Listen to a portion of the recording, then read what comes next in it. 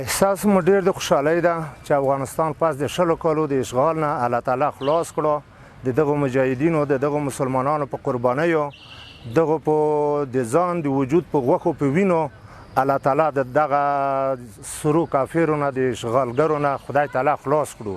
موږ دلته په افغانستان کې یو ښه نظام لرلو. اوله دوره د امارت درته ښیم، هیڅ خبره نه وه، اما راغله کافر داخلي منافقین ورسره شوه او افغانستان یې تیکه تیکه کړو، در بدر یې کړو. داسې کور نشته چې په هغه کې ویر نه وي، په هغه کې مړی نه وي، غم نه وي ورته پېښ شوی. کورونه بمبار شوه، چاپې ویلی کېدې. په کابل ښار کې وروره اختطافونه وه، ظلمونه وه، چور وه. دا ټول د دغو منافقینو چې دوی د کفارو سره یوځای شوي وه.